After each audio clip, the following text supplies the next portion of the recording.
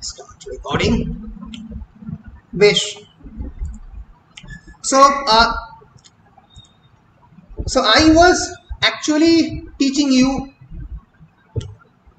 Amitabh Ghosh's Shadow Lines, which is a partition text, and I have already taken 5 classes or 4 classes on this partition text, on this partition narrative. I have introduced you with the basic background of this particular story, the historical background, the socio-cultural and socio-political background of partition narrative.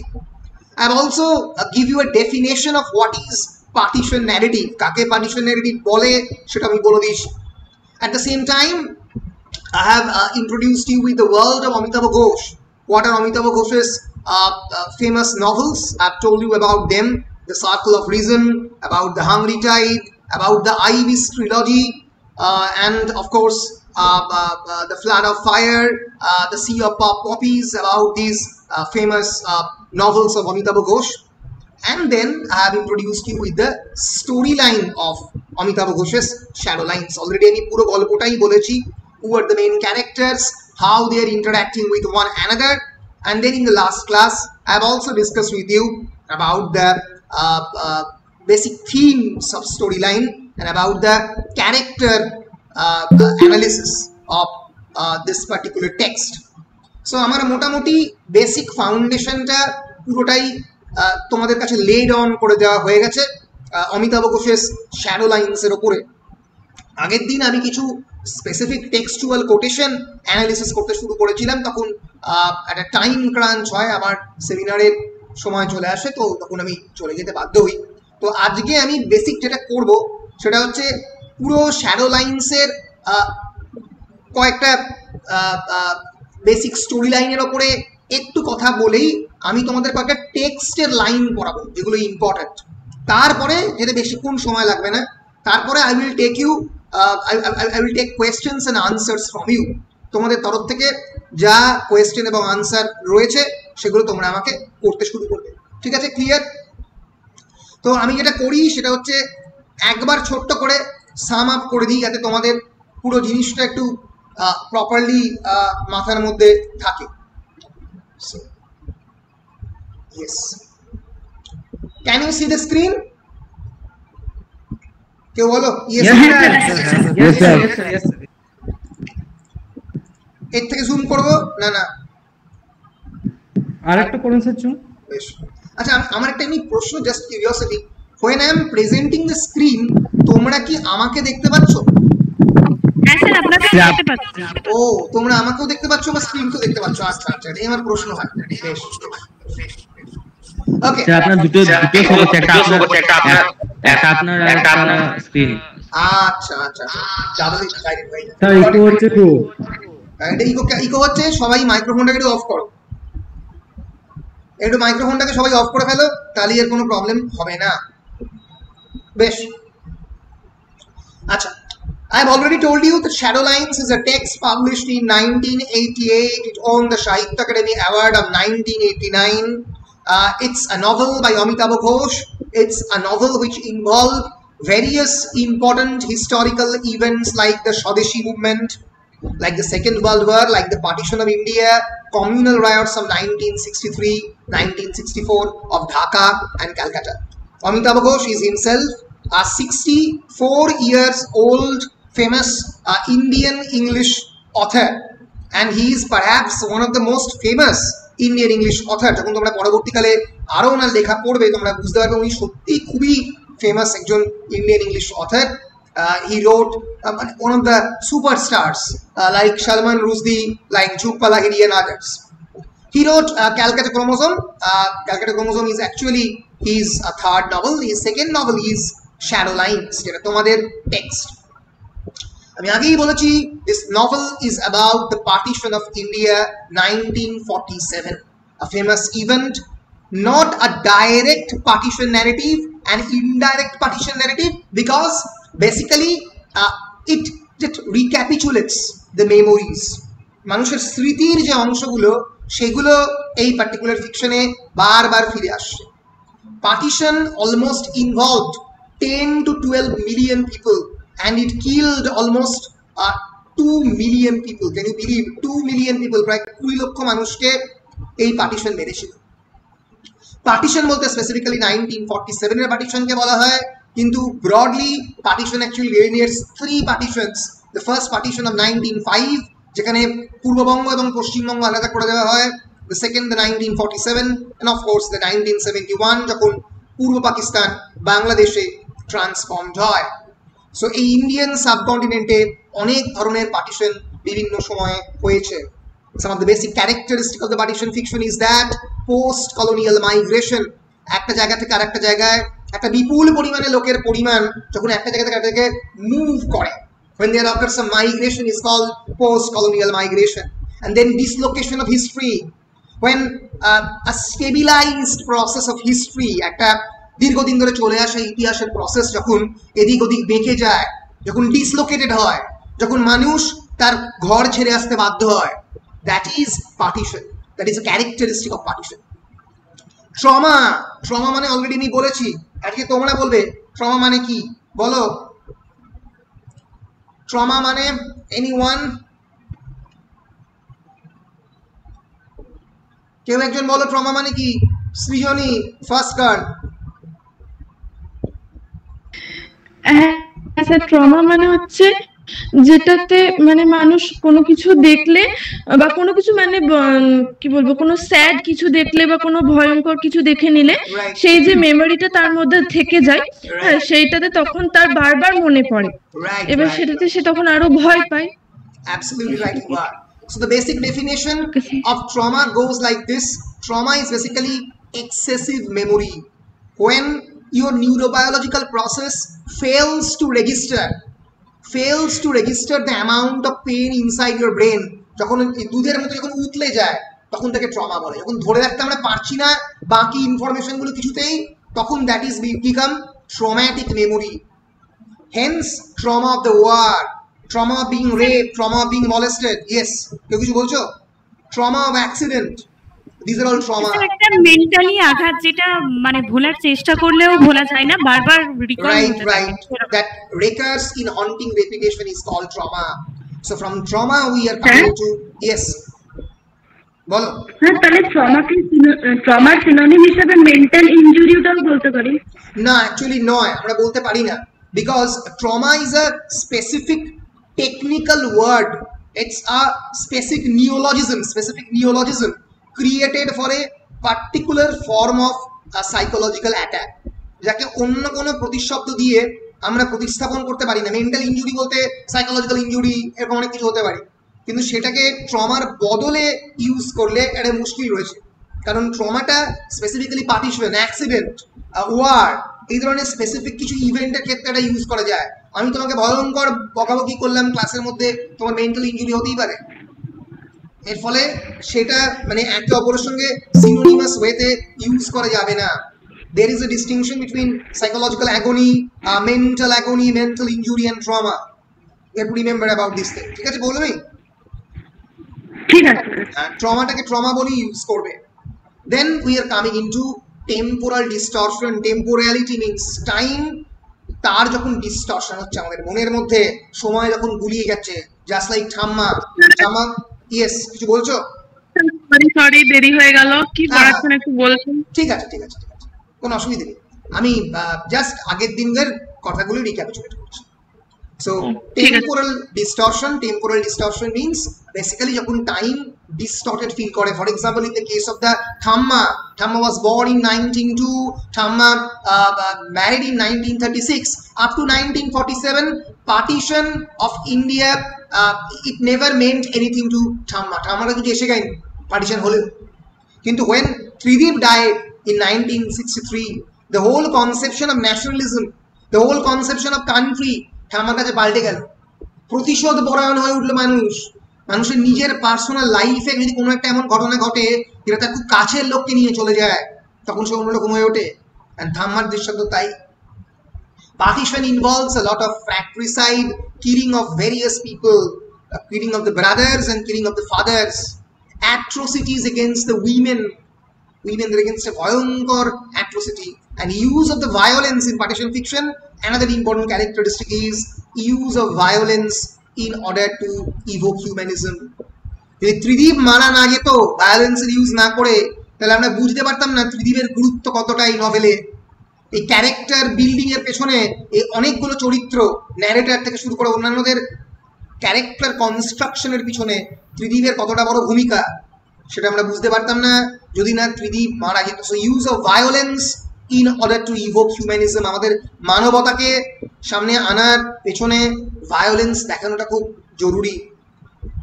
So already আমি নভেলের summary বলে দিয়েছি, আর আজকে আলাদা করে বলছি না। একদিকে Dutta Chowdhury family, একদিকে জাস্টিস লিওনেল ফ্রিসোসেন ফ্যামিলি। অর্পিতা আমাদের জন্য খুব সুন্দরভাবে এটা এঁকে দিয়েছে ক্যারেক্টার ম্যাপটা। আমি ক্যারেক্টার ম্যাপের দিকে একবার জাস্ট পয়েন্ট আউট করে দেব। এই ত্রিদীপের ওর আঁকা ক্যারেক্টার ম্যাপটা কোথায় গেল রে? দাঁড়া এক সেকেন্ড। হ্যাঁ, shadow lines,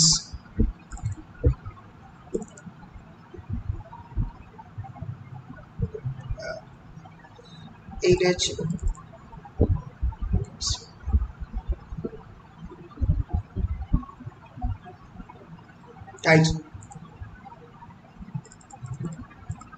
Justice Chandrasekhar Datta Chaudhuri and Jathamosai and Lionel Frisosen.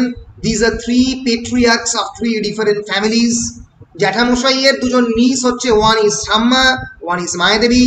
Thamma was born in the year 1902, Mayadevi some time after that.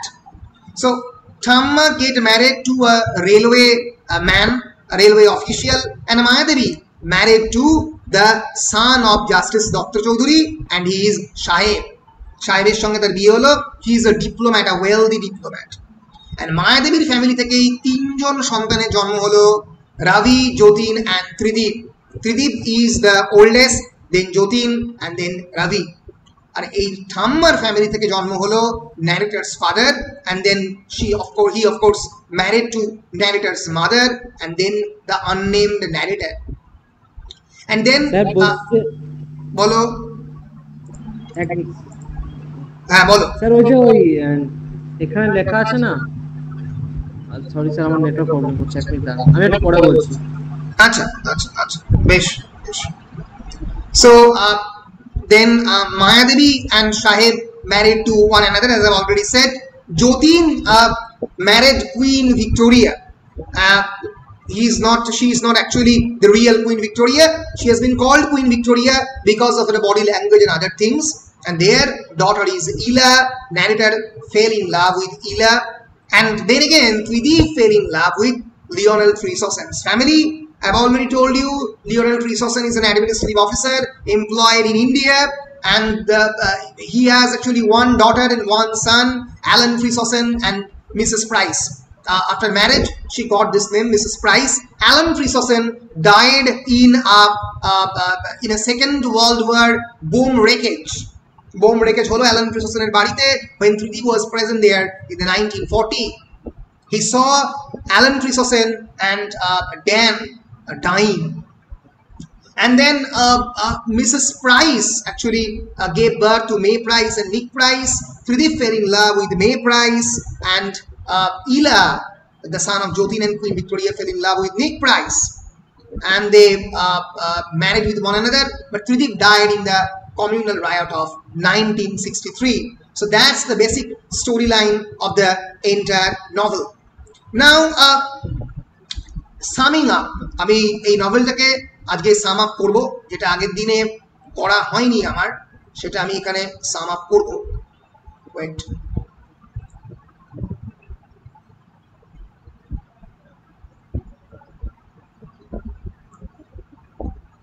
Sorry.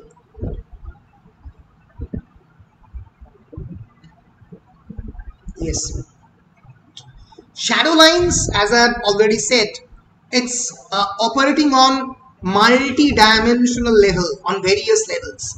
It's a memory novel, as I've already told you, that it operates on the level of the memory, various memories, cultural memory, social memory, short-term memory, long-term memory. আগের দিনে Atkinson শাফরিন মডেলের কথা বলেছিলাম। তো এর ফলে different লেভেলে অনেকগুলো স্মৃতি নিয়ে এই নভেল কিন্তু কাজ করছে। আমি বারবার বলি, এখনো বলছি, স্মৃতি মানে মেমোরি কিন্তু এখন মেমোরি স্টাডিজ বলে একটা আলাদা ফিল্ডেরই জন্ম হয়েছে, যেখানে এই স্মৃতি নিয়ে কাজ করা হয়। I just want to show you memory studies. Yes, it's actually a discipline of studies, doctoral studies and other studies. It's an academic field studying the use of the memory as a tool for remembering the past. And it's very important to remember the past. ইতিহাসকে আমি কেমন ভাবে দেখবো, কোন চোখে দেখবো, তার জন্য এই মেমোরিকে দেখা। Memory is past made of present and contemporary phenomenon. Remember, memory is not something that locates itself in history. শুধুমাত্র ইতিহাস নয়, বর্তমানের মধ্যে কিন্তু মেমোরি থাকে। ফলে বর্তমান, ইতিহাস, ভবিষ্যৎ এগুলোকে একসঙ্গে নিয়ে এই মেমোরি কাজ করে। তো এই মেমোরি স্টাডিজ কিন্তু মেডিকেল ডিসিপ্লিন, হিস্ট্রি, নিউরোসায়েন্স সব জায়গাতেই একটা খুব ইম্পর্টেন্ট জায়গায় যাচ্ছে বর্তমান যুগে। ফলে মাথায় রাখতে হবে বর্তমানে কিভাবে মেমোরি থাকে। বর্তমানে তো মেমোরি থাকে, তার কারণটা হচ্ছে যে মেমোরি তো বর্তমানেই লোকেটেড হচ্ছে। এখন তুমি দাঁড়িয়ে তো ভবিষ্যতের কথা ভাবছো। এবার তুমি একবার ভালো করে ভাবো, তুমি যখন এই মুহূর্তে দাঁড়িয়ে পাস্টকে যেভাবে দেখছো, এই 2020 সালের 25 তারিখের বিকেল 6:13 যেভাবে দেখছো, সৌম্যদীপ এন্ট্রি করলো, চিরকালই লেট কামার, ক্লাসেও লেট করে আসতো, ভার্চুয়ালিও লেট করে আসছে। তো যাকে ব্যাক করি, ঘুম কাতুরে স্যার আমাকে ম্যানেজ করে বলছে স্যারকে স্টার্ট করে দিল ক্লাস। হ্যাঁ সে ঠিক আছে, সে কোনো ব্যাপার না। তো তারপরে কামিং ব্যাক ইনটু ইট, যেটা অর্পিতা বলছে, আমি এই মুহূর্তে দাঁড়িয়ে যেটা ভাববো, আমি যদি 4 বছর বাদে আবার তো বর্তমানে দাঁড়িয়েই সেই জিনিসটা ভাবতে পারি, অন্য কোনো একটা ঘটনা, একই ঘটনা ভাববো, কিন্তু we will look differently into it. I am giving you just an example. For example, আগের দিনের ক্লাসে আমি তোমাদের কাউকে ক্লাসের মধ্যে ভয়ঙ্কর বকাবকি করলাম কোনো একটা কারণে। এবার সেই বকাবকিটা, মানে আমি সাধারণত বকাবকি করি না, কিন্তু যদি করি আর কি, তো সেই বকাবকিটা তুমি 4 দিন বাদে যেরকম ভাবে দেখবে উইথ সাচ ম্যাচিউরিটি, আজ থেকে 4 বছর বাদে মনে হয় আরো অন্যরকম ভাবে দেখবে। হয়তো স্যার সত্যি মানে খারাপের জন্য কিছু বলেনি, ভালোর জন্য হয়তো কিছু বলতে চেষ্টা করেছিল। তো এই যে তোমাদের পার্সপেক্টিভে চেঞ্জ হবে because of the present and because of the future, কারণ ভবিষ্যতে ব্যাপারটা হচ্ছে। তো এই ফলে পাস্ট, প্রেজেন্ট এবং future, they are actually influencing one another. They are not water tight compartments in history. তার ইতিহাসে কোনো ওয়াটার টাইট কম্পার্টমেন্ট নয় যে একে অপরে ইনফ্লুয়েন্স করতে পারবে না, তা নয়। সবসময়ই পাস্ট ইভেন্ট আমাদের ভবিষ্যৎকে ইনফ্লুয়েন্স করে, আমাদের ভবিষ্যতও পাস্টকে ইনফ্লুয়েন্স করে, কারণ আমাদের ভবিষ্যৎ পাস্টকে অন্যরকম ভাবে দেখে। আর পাস্ট তো ভবিষ্যতে ইনফ্লুয়েন্স করে, সেটা তো খুবই পরিষ্কার। কারণ যদি তুমি ক্লাস 12-এ জয়েন্ট এন্ট্রেন্সটা ক্র্যাক করে দিতে, তাহলে তুমি এখন হয়তো শিবপুরে বা যাদবপুরে পড়ছো, তুমি হয়তো এই মুহূর্তে একটা 24 লাখ টাকার প্যাকেজ পেয়ে গেছো। তো ন্যাচারালি বুঝতেই পারছো যে কিভাবে পাস্ট প্রেজেন্টকে ইনফ্লুয়েন্স করে এবং ফিউচার পাস্টকে ইনফ্লুয়েন্স করে। ক্লিয়ার? Any question? স্যার, মেমোরির ক্ষেত্রে একটা কথা বলতে চাই, মানে প্রেজেন্ট, মানে আজ থেকে এখন থেকে 1 সেকেন্ড আগে পর্যন্ত তো সেটা একটা মেমোরি হয়ে গেল না, মানে আমাদের তো লাইফটাই মানে মেমোরির ইয়েতে হয়ে যাচ্ছে, কারণ সময়টা তো সবসময় এগোচ্ছে। Absolutely true. মেমোরি তো 1 সেকেন্ড আগেও এটাই memory. That also becomes a memory. That in fact becomes your part of the short term memory, যেটা আমরা ফোন নাম্বার বা ইমেল অ্যাড্রেস বা গুগল কোড, যেটা আমি এখন চোখে দেখছি BRDMDY, এটা হয়তো আমরা মনে থাকবে 4 সেকেন্ড বা 5 সেকেন্ড বা 1 মিনিট, তারপরে ভুলে যাবো। লং টার্ম মেমোরির পার্ট হবে না। কিন্তু প্রত্যেকটাই আমরা চারপাশে যা দেখছি, এখন যা দেখছি, এই মুহূর্তে 1 সেকেন্ড তোমাকে দেখলাম, 1 সেকেন্ড এগিয়ে গেল, that becomes part of my memory. সব প্রত্যেকটাই মানে ইতিহাসের যে চলমান গতিপথ, প্রত্যেকটাই কিন্তু কনস্ট্যান্টলি মেমোরির পার্ট হয়ে হয়ে হয়ে হয়ে যাচ্ছে। বুঝতে পেরেছো? ফলে memory studies actually becomes a very emerged as a very important academic discipline in the medical field, in the neurological field, as well as in the field of history, social science and humanities, English studies থেকে শুরু করে সব জায়গাতে। বলো, any more questions? Okay, then I am moving into it. Memory studies যেটা বললেন ওটা কি কোনো আলাদা মানে ওটা লিটারেচারের কোনো একটা আলাদা অংশ না লিটারেচার হ্যাঁ অবশ্যই লিটারেচারের একটা বিরাট বড় পার্ট হচ্ছে মেমোরি স্টাডিজ, কারণ বিশেষ করে partition fiction, partition archive, diasporic studies. Diaspora means those people who lived in different country. See, diasporic novel. তোমরা কি ডায়াসপোরা সম্বন্ধে সচেতন? না এই টার্মটা আগে শুনিনি। আচ্ছা, diaspora is basically sorry, it appears in a different way. Diasporic writing, diaspora বলি সার্চ করি, এটা অন্য আসছে না, এটা নভেল আসছে।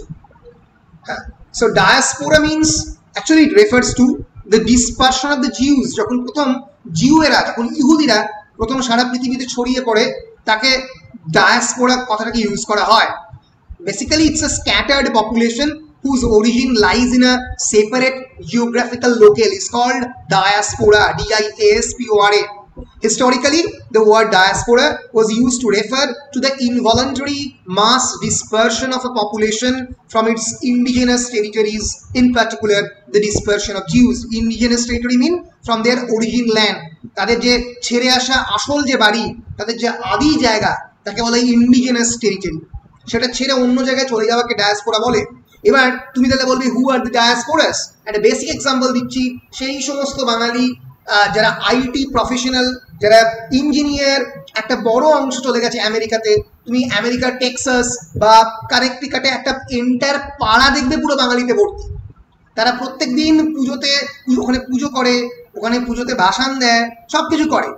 এবার এই যে তারা প্রত্যেকবারই বলে যে আমরা কলকাতাটা কত ভালো ছিল, কলকাতায় ফিরে গেলে একটা অন্যরকমের ব্যাপার হতো, কিন্তু কলকাতায় কোনোদিন ফেরে না। এই যে তাদের যে কনস্ট্যান্ট মেমোরি, কি বলছো? দুবাই যেটা হয়, দুবাইতে হয়, আমেরিকাতে বিরাট আছে, আমেরিকাতে আছে, ইংল্যান্ডে আছে। ইংল্যান্ডে তো ইংল্যান্ডের টোটাল পপুলেশনের সংখ্যা খুবই কম।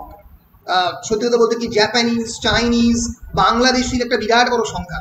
তো এই যে কমিউনিটি ওখানে রয়েছে, তারা যে নিজেদের, আরেকবার রিপিট করো না। আমি বলছি যে ইংল্যান্ডে একটা বিরাট বড় অংশ কিন্তু আমাদের নন ব্রিটিশ, স্পেসিফিক্যালি এখন এই মুহূর্তে দাঁড়িয়ে। এবং তোমরা জানো কিনা জানি না যে পৃথিবীর মধ্যে largest speaking English speaking country in the world, second largest হচ্ছে ইন্ডিয়া, ভারতবর্ষ। ভারতবর্ষে ইংরেজি সব থেকে বেশি বলা হয়, ইংল্যান্ডে অতটা বলা হয় না। তো এটা হওয়ার কারণটা কি? কারণ একটা বিরাট অংশ মাইগ্রেট করেছে এই ল্যাঙ্গুয়েজ শিখে ইংল্যান্ডে এবং অন্যান্য জায়গাতে। এবার এর ফলে ইংল্যান্ডে খাঁটি ব্রিটিশদের সংখ্যাই কমে গেছে, আমেরিকাতেও কমে গেছে, কারণ প্রচুর পরিমাণে বাঙালি এবং অন্যান্য লোকেদের পরিমাণ অনেক বেড়ে গেছে। এবার তাদের যে বলো স্যার, বলছি ভারতে যে এত মানে ব্যাপক হারে ইংলিশ বলে, তার একটা কারণ পোস্ট কলোনাইজেশন হতে পারে। যে অবশ্যই পোস্ট কলোনিয়ালাইজেশন নয়, কলোনাইজেশন। তার কারণ হচ্ছে পোস্ট কলোনাইজেশন, এবং এখন we are living in a post colonial domain. অবশ্যই তাই তো ভারতবর্ষে এত বেশি ইংরেজি বলার কারণ হচ্ছে ব্রিটিশ কলোনাইজেশন। ব্রিটিশরা এখানে এসেছিল, সে বিষয়ে তো কোনো সন্দেহ নেই। কিন্তু তাও আমরা এই ভাষাটার চর্চা এখনো করে গেছি, আমরা থামিয়ে দিইনি। অনেকে থামিয়ে দেয়, অনেকে ছেড়ে দেয়, কিন্তু আমরা তাও ব্যাপারটাকে ক্যারি করে নিয়ে গেছি। আফ্রিকাতে যেমন ইংলিশ ল্যাঙ্গুয়েজের চর্চা, মানে আফ্রিকার অন্যান্য বিভিন্ন কান্ট্রিতে, সাউথ আফ্রিকা বাদ দিলে অতটা বিরাট নয়, কিন্তু আফ্রিকাতে তো ফ্রেঞ্চরা গিয়ে কলোনি করেছিল কঙ্গোতে, কিন্তু কঙ্গোর লোকেরা খুব একটা ফ্রেঞ্চ বলে না। কিন্তু আমরা ইন্ডিয়ানরা সে কন্টিনিউ করেছি, বুঝতে পেরেছো? একটা কথা বলবো, বলো প্লিজ। স্যার বলছি এই আমাদের এটা ভারতের এতই ইংলিশটা এত এভেলেবেল কিছু মানুষের জন্য, যে আমি দেখেছি যে যারা অ্যাকচুয়াল আমেরিকান বা ইংলিশ কান্ট্রিতে যারা সেলিব্রিটি আছে, ওদের থেকে আমাদের ইন্ডিয়ান সেলিব্রিটিরা বেশি ভালো ইংলিশ বলে এবং বেশি ব্যবহার করে। হতেই পারে, অবশ্যই তাই, হতেই পারে। তো ফলে এইটা বলবার যে এই সমস্ত ডিসপার্স পিপল যারা বিদেশে চলে গেছে, তাদের তো স্মৃতি এই ভারতবর্ষকে নিয়ে রয়েছে, তাদের তো স্মৃতি বাংলাদেশকে নিয়ে রয়েছে। সেগুলো কোথায় যাবে? সেইগুলো যে তারা চর্চা করছে, তাকে নিয়ে গান বাজছে, তাকে দিয়ে বিভিন্ন লেখালেখি করছে, সেইগুলো হচ্ছে ডায়াসপোরিক লিটারেচার। তো এই ডায়াসপোরিক লিটারেচারের মধ্যে মেমোরি খুব একটা ইম্পর্টেন্ট ফ্যাক্টর। ভারতীয় রান্না, মানে বাঙালি রান্না, ব্রিটেনের মাটিতে বাঙালি রান্না, একটু আলু পোস্ত খেলে ভালো হতো, বা পটল পোস্ত একটু তো এই যে মেমোরিজ, তো আমি জানি না তোমরা জানো না কিনা, মানে ব্রিটেনে কিন্তু এন্টায়ার স্টোর রয়েছে ডেডিকেটেড, যারা ইলিশ মাছ বিক্রি করে, একদম বরফ দিয়ে নিয়ে যায়, যারা কিন্তু স্পেসিফিক্যালি বাঙালি মশলা 5 ফোড়ন থেকে শুরু করে এগুলো বিক্রি করে আলাদা করে। ওপরে লেখা আছে বাঙালিদের জন্য তৈরি সুপার মার্কেট। শুধু রেস্টুরেন্ট নয়, পুরো এন্টায়ার সুপার মার্কেট রয়েছে, যাতে বাড়িতে গিয়ে রান্না করতে পারে। সো এই যে এক ধরনের স্মৃতির পেছনে ছোটা, তারা তো ইচ্ছে করলে ব্রিটিশ সাহেবদের রান্নাতে এমব্রেস হতে পারতো, তাদের নিজস্ব কালিনারি স্টাইল ছেড়ে দিতে পারতো, কিন্তু এই যে না ছেড়ে যাওয়া, এইটা সামহাউ এই লিটারেচার বলো, ফিকশন বলো, সিনেমা বলো, সব জায়গাতেই অপারেটেড হয়। তো এইটাই মেমোরি স্টাডিজের একটা পার্ট, বুঝতে পেরেছো? বেশ। So basically it's a memory novel, it's an autobiographical novel, কারণ এখানে আত্মজীবনী, অথারের আত্মজীবনীর কথা বলা হচ্ছে, ন্যারেটারের আত্মজীবনী, and it's also a political novel. It's definitely a charged political novel because it's about partition and it's at the same time a Bildungsroman. Bildungsroman মানে কি? Bildungsroman means novel of growth. একজনের বড় হওয়ার কাহিনীকে বলা হয় Bildungsroman. যদি for example Oliver twist, যেমন এই অনিতা কি বলছো? ক্লিয়ার লাইট অফ ডেতে বিমলা দাস এই ইয়েস, একটা Bildungsroman এর एग्जांपल দাও, তোমরা পড়েছো ক্লাসের মধ্যে, বলো। Clear light of day beam, clear light of day, yeah. আর একটা খুব বিখ্যাত एग्जांपल রয়েছে, একদম ছোট থেকে বড় হওয়ার কাহিনী। স্যার আরেকবার বলুন, কি বললেন বুঝতে পারলাম না। Bildungsroman is a novel of growth. It basically states the life of a particular character from the infancy down to his maturity, his or her maturity. এই যে বড় হওয়ার পুরো কাহিনীটা বলে, that is Bildungsroman. Bildungsroman. Oedipus হবে না? Oedipus is not an example of Bildungsroman. Bildungsroman বেশিরভাগ ক্ষেত্রে ফিকশনে হয়, নভেলে হয়, কারণ ড্রামাতে ছোট থেকে বড় হওয়ার কাহিনী তো রেফারেন্সে পাস্ট রেফারেন্স দিয়ে আসছে, কিন্তু একদম ছোট থেকে বড় হচ্ছে পরপর।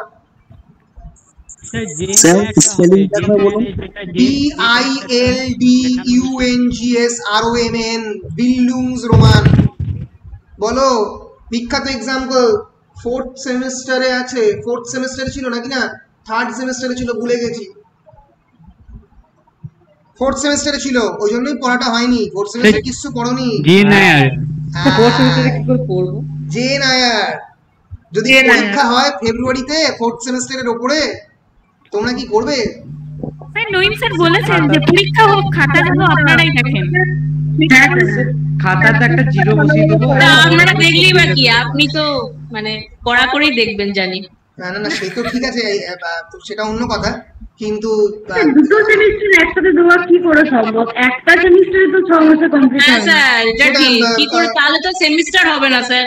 রাইট, তার সেমিস্টার হবে না তো, কিন্তু মানে প্যান্ডেমিক ডিমান্ডস প্যান্ডেমিক থিংস, মানে প্যান্ডেমিকের সময় তো আর প্যান্ডেমিক বাস। সে বেশি কিছু হলে পরে আমরা কয়েকটা কবিতা লিখবো, ঠিক আছে, বর্ধমান ইউনিভার্সিটির সামনে দাঁড়িয়ে যাদবপুর করে দেবো। আমি যেটা বুঝতে পারছি সেটা হচ্ছে তোমাদের 5th সেমিস্টারে অত প্রবলেম হবে না, কারণ যেহেতু ডেইলি মোটামুটি ক্লাস শুরু হয়ে গেছে। তোমরা 4th সেমিস্টার আগে চলে আছে। 4th সেমটা মানে তোমাদের মানে ওটাই একমাত্র নড়বড়ে হয়ে আছে। যাকে আমরা 5th সেমটাকে एग्जांपल দেব। কি বলছো? 5th সেমেরই আরেকটা Bildungsroman example please. A portrait of the artist as a young man. The famous Bildungsroman, লোকে বলে হয়তো পৃথিবীর মধ্যে শ্রেষ্ঠ লেখা Bildungsromaনের একটা, কিন্তু Portrait of the Artist as a Young Man is not an exact Bildungsroman. It has its different genre. It's called Kanzler Roman. K-E-N-S-T-L-E, Kanzler Roman. Yeah, this is Kanzler Roman. Sir clear light of day থেকে বিমের ক্যারেক্টারটা হতে পারে, বিম আর তার মধ্যে যে কিন্তু clear light of the day can be treated as an Bildungsroman definitely, কিন্তু ওখানে এটা কেন হবে না? কি বলছো? এখানেও তো ছোট থেকে বড় হওয়াটা একদম পুরোটাই দেখাচ্ছে। কোনটা? ওই যে এই portrait of the artist as a young man হবে তো, বললাম তো হবে, হবে কিন্তু ওর একটা স্পেসিফিক জনরা রয়েছে, সেটাকে বলে কানসেলার রোমান। কানসেলার রোমান হচ্ছে Bildungsromaনের ছোট ভাই, যার নাম হচ্ছে আর্টিস্ট নভেল। যেহেতু character portrait of the artist as a young man is Stephen Dedalus, he is an artist, তাই আর্টিস্টের ছোট হওয়া থেকে বড় হওয়াটাকে বলা হয় কানসেলার। মানে অটোবায়োগ্রাফিক্যাল নয়, মানে ওখানে উনি মানে যে লিখেছে তার ক্যারেক্টার পুরোপুরি নয়, মানে তার ক্যারেক্টার নয়, সেটা হতে হবে না বিল্ডিংস রোমানে, কিন্তু এই ক্যাটাগরির মধ্যে পড়ছে না। হ্যাঁ মানে sub category, it could be classified as a sub category of buildings Roman, বুঝতে পেরেছো? ওই জন্য স্যার আলম হাউসে আলম এবং রাকার যে মধ্যে যে সম্পর্কটা ওটা হতে পারে না? না, হতে পারে না, কারণ বিল্ডিংস রোমান ফিকশনই হয়, ছোট ছোট হবে না, বড় চাই, বড় একটা মানে পুরো ডেসক্রিপশন চাই। আলম সোনাউস তো শর্ট স্টোরি তো। হ্যাঁ স্যার, ওটা শর্ট স্টোরি। শর্ট স্টোরির ক্ষেত্রে বিল্ডিংস রোমান হওয়ার সম্ভাবনা খুব কমে যায়, কারণ ক্যারেক্টার ডেভেলপমেন্টের জায়গা খুব কম থাকে, বুঝতে পেরেছো? ফিকশনের ক্ষেত্রে হয়। আচ্ছা, গোড়া বিল্ডিংস রোমান রবীন্দ্রনাথের পড়বে, যদি পড়ো 400 পাতার নভেল, মানে গোড়া যদি অনলাইনে পড়ো তাহলে স্টেশনে করে নিয়ে চলে যেতে হবে। তো মানে শীতদানাতে এতটা শীতদানাতে এতটা চাপ পড়বে যদি মানে স্যার শুয়ে পড়বো তাহলে অন্য কথা, তোর বেশি দিন। তো সবসময় তো নভেল শুয়ে পড়ে যায় না, কারণ এক্সাইটমেন্টে দাঁড়িয়ে উঠে স্যার রবীন্দ্রনাথের নোবেলে সেরকম এক্সাইটমেন্ট নেই না, একদমই আমি একমত। যদিও এই সমস্ত কথাবার্তা আমি অন রেকর্ডে বলতে পারবো না, তাহলে লোকজন আমাকে মারবে। গোড়াটাও সেরকম ভালো নয়। হ্যাঁ আসতে, হ্যাঁ তো ভালো নয় এরকম বলা যাবে না, কিন্তু এটুকু বলতে পারি যে রবীন্দ্রনাথের নাটকের তুলনায় রবীন্দ্রনাথের নভেল আমার অতটাও টান লাগেনি, সেটা আমাদের ব্যক্তিগত মতামত একেবারেই। সো বলছি আমার কোনো অ্যাপ নেই যে যেটাতে গোড়াটাকে না পড়ে শুধু শোনা যেতে পারে? হ্যাঁ আছে তো, আছে, অবশ্যই আছে, অডিও বুক রয়েছে। তুমি I will give you link, আমি যদি লিংক পাই তো দেবো, যার মধ্যে তুমি you will listen to the entire story of the গোড়া পর পড়ে যাবে। কিন্তু বাংলায় আছে, আমি জানি না ইংরেজিতে আছে কিনা, সেটা দেখতে হবে। হ্যাঁ স্যার, ইউটিউবেও আছে বাংলাতে অডিও। হ্যাঁ অডিও বুক আছে, অডিও বুক ডেফিনেটলি আছে, বাংলাতে তো আছেই গ্যারান্টেড। গোড়া খুবই ফেমাস। গীতাঞ্জলিটা কি বাংলায় নেই আমাদের টেক্সটে? হ্যাঁ গীতাঞ্জলি তোমাদের মানে যে পার্টিকুলার টেক্সটগুলো রয়েছে সেগুলো সবই বাংলাতে ট্রান্সলেটেড, মানে বাংলাতে অরিজিনালি লেখা ছিল, ওগুলো প্রত্যেকটাই ইংলিশে ট্রান্সলেট করে দেওয়া আছে, ঠিক আছে? কি বলছো? আমাদেরকে আমাদের টেক্সট তাহলে ইংলিশটাই তো? আমাদের টেক্সটে ইংলিশ। বেশ, আচ্ছা, now let us move into finishing the novel. So basically the novel contains autobiographical element as well as the stream of consciousness technique. Stream of consciousness technique কোথায় এমপ্লয় করা হয়েছে? For example portrait of the artist as a young man, যেখানে চেতনার যে বিভিন্ন ধারা স্ট্রিমের মতো, নদীর মতো বয়ে চলেছে, এখানেও তাই। The stream of consciousness of the narrator, his feelings about Tridib's vision of history, পুরোটাই বিভিন্ন জায়গাতে রিফ্লেক্টেড হয়েছে। The novel attempts to show that neither can we ignore these shadow lines nor can we do away with them completely. What are the shadow lines? Ghosh's second novel is all about crossing the borders and closing the gap. এই যে দুটো দেশের মধ্যে যে border, এই বর্ডারকে যদি তুমি মানো, তুমি মানতে বাধ্য, ইন্টারন্যাশনাল বর্ডার তোমাকে মানতে হবে, কিন্তু চরিত্রগুলোর মধ্যেও যেন এই বর্ডার ক্রিয়েটেড হয়ে যাচ্ছে, এই গ্যাপস এন্ড ফিচার্স ক্রিয়েটেড হচ্ছে। ঠাম্মা যে অত বছর আগে চলে এসছে বাংলাদেশ থেকে নিজের বাড়িতে, ফ্রম ঢাকা টু কলকাতা, সেও জ্যাঠামশাইয়ের জন্য টান অনুভব করছে ইন 1963। ওই রকম রায়টের সময় সে জ্যাঠামশাইকে উদ্ধার করতে যাচ্ছে এবং ইজ গেটিং কিল্ড। সে নিজে মারা যাচ্ছে না, কিন্তু ত্রিদীপ মারা যাচ্ছে। ফলে বর্ডার তৈরি হচ্ছে, crossing the border and closing the gap. জীবনে, নিজেদের জীবনেও গ্যাপ তৈরি হচ্ছে, যেটা আর কোনোদিন হয়তো বুঝছে না, সেটা কোনোদিনও আর কোনোভাবে পূরণ করা যাচ্ছে না। So these gaps and borders created by the shadow lines of the humanity, or to be precise, it is about the created or constructed shadow lines of the human nature. মানুষের প্রকৃতি এই shadow lines create করছে। The novel attempts to show that neither can we ignore these shadow lines. We cannot ignore the shadow lines. যে shadow line গুলো created হচ্ছে সেগুলোকে আমরা ignore করতে পারি না, and neither can we completely do away with it. আমরা ফেলও দিতে পারি না। So narrative deals with freedom, স্বাধীনতা, ডিফারেন্স, আমি তুমি আলাদা, আলাদা হওয়া। দেখবে এই নভেলের বিভিন্ন ক্যারেক্টার থেকে আলাদা। Mayadevi and Thamma, they are juxtaposing characters. They are different characters. For example, Justice Dr. Chaudhary and Lionel Chrysostom, they are different characters. They do kami bola hoche taদের সম্বন্ধে. For example, the Ila and the narrator are completely opposing character, completely opposite characters. So এইভাবে for example, Ila and Nick Price, whom Ila will marry, they are also opposite in nature. He is a corruptive personality. He will launder money in the Kuwait. So for it explores difference, as well as it is also a story about nationalism. জাতীয়তাবোধ, জাতীয়তাবাদ, কতটা অবধি আমি নেশনকে importance দেব, কতটা অবধি, কোন border লাইনে গিয়ে close হবে নেশনকে ইম্পর্টেন্স দেয়। কারণ মাথায় রাখতে হবে ন্যাশনালিজমকে ইম্পর্টেন্স দেতেই কিন্তু অনেক সময়ই জিঙ্গোইজমের শুরু হয়। মানে হিটলার কিন্তু was basically a nationalist, to remember.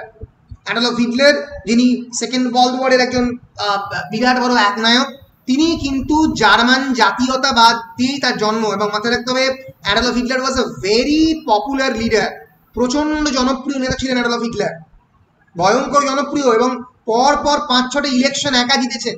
তা সত্ত্বেও কিন্তু হিটলার এই সেকেন্ড ওয়ার্ল্ড ওয়ার ক্রিয়েট করেছেন।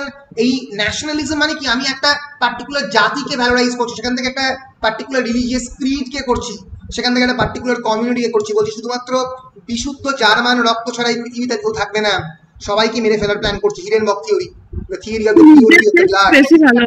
কি বলছো, কি বলছো? নিজের দেশকে বেশি ভালোবাসা, সেটা সাম্রাজ্যবাদের, হ্যাঁ, এবার সেই নিজের দেশ থেকে বেশি ভালোবাসা থেকে সেটা কখন সাম্রাজ্যবাদে ট্রান্সফর্ম হবে, এই যে বর্ডার লাইন, এই যে শ্যাডো লাইন, এটা তুমি জানো না কখন হতে পারে। সেজন্য মানে সেটা খুব যেন ওয়েল কন্ট্রোলড হয়। মানে আমার দেশকে আমি প্রচন্ড ভালোবাসি অবশ্যই, কিন্তু তার মানে এটা যেন না হয় যে আমার দেশকে আমি ভালোবাসি মানে আমি ব্রিটিশদের সেই সময়কে কলোনাইজ করবো, যেন ব্রিটিশরা যেটা করেছে সেজন্য আমরা না করি। বা আমার দেশকে আমি প্রচন্ড ভালোবাসি মানে শ্রীলঙ্কানদের আমাদের কবজায় আনবো, সেটা যেন না হয়। এনে চারিদিকে শুধুমাত্র ভারতীয়দেরই রাখবো আর পৃথিবীতে অন্য কোনো জাতি থাকবে না, সেটাও যেন না হয়। So to respect always a sense of difference. Okay, this novel also is actually about cosmopolitanism, internationalism, war, যুদ্ধ, রিলিজিয়ান, রায়াট, কালচার, প্যাট্রিয়টিজম, দেশপ্রেম, ইন্ডিভিজুয়ালিজম, নিজেকে এক্সপ্লোর করা, নিজের কথা বলা, মেমোরি, স্মৃতি, আগেই বলেছি, লাভ অ্যান্ড সো অন। তাহলে বুঝতেই পারছো অনেকগুলো লেভেলে, অনেকগুলো স্তরে এই পার্টিকুলার নভেল অপারেট করছে। Moving on to the some of the famous quotations of the novel. এই নভেলের কিছু ইম্পর্টেন্ট কোট একটু আলোচনা করি। হ্যাঁ, বলো বলো। স্যার বলছি যে এটা যেমন দেওয়া আছে, মানে টেক্সটের মধ্যে যে ত্রিদীপের বাবা ডিপ্লোম্যাট ছিলেন এবং ফরেন সার্ভিসের একজন অফিসার ছিলেন, তো এগুলো 2 মার্কসের জন্য প্রিপেয়ার করতে হবে তো? হ্যাঁ, এগুলো 2 মার্কসের জন্য তুমি প্রিপেয়ার করতে পারো। ক্যারেক্টারের নেম, ক্যারেক্টারের profession, when the character was born, যেমন আগের বারে পড়েছিল when Thamma was born in the year 1902, in which lane, where, লেনটা না বললেও চলবে, ঢাকা বললেও চলবে, কিন্তু অনেকে দিয়েছিল জোড়াবাগান লেন, যেখানে ঠাম্মার অ্যাকচুয়ালি জন্ম। তো এইরকম ছোট ছোট কোয়েশ্চেন পড়তে পারে 2 মার্কসের ক্ষেত্রে। স্যার বলো। স্যার বলছি এই নোভেলটা কোথাও না কোথাও যে আমাদের মানুষের যে আদিম প্রবৃত্তি সেটাকেও কিন্তু শো আপ করে, মানে দেখায় যে মানুষ। অবশ্যই, বলো বলো, একটু বলো। হ্যাঁ, ওইটাই বলছি স্যার। অ্যাকচুয়ালি মানুষের যে ডিজায়ার গুলো থাকে ওগুলো কিন্তু সবসময় মানে ফুলফিল হতে পারে না বলে ওগুলো অ্যাকচুয়ালি শ্যাডো লাইনসে থাকে। সেই শ্যাডো লাইনস গুলো আস্তে আস্তে মানুষের ক্যারেক্টারের ডার্কনেসের একটা সৃষ্টি করে আস্তে আস্তে। Right, very good. So Disha pointed out to a very important characteristic of the novel, which Freud mentioned as our id. Sigmund Freud, the famous Austrian psychoanalyst, he called আমাদের যে আদিম প্রবৃত্তিগুলো, our primordial drives, he called it as id, id. তো এই যে আমাদের আদিম প্রবৃত্তিগুলো আমরা চরিতার্থ করতে পারি না এই সমাজের মধ্যে, তার কারণ আমাদের কনসিয়েন্স, আমাদের সুপার ইগো, অ্যাবসলিউটলি এগুলোকে বাধা দেয়, ইগো অ্যান্ড সুপার ইগো। এর ফলেই আমরা এই ড্রাইভ গুলোকে চ্যানেলাইজ করতে পারি না। তো এইগুলোই হয়তো শ্যাডো লাইনস হিসেবে থেকে যায়। আর কারো কিছু বলার আছে? স্যার বিখ্যাত সংলাপটা পড়াবেন বলেছিলেন। হ্যাঁ, এই সংলাপ দিয়ে শুরু করি এবার। তো সংলাপ দিয়ে শুরু করছি, টেক্সটটা খোলা আছে, পড়বো। তো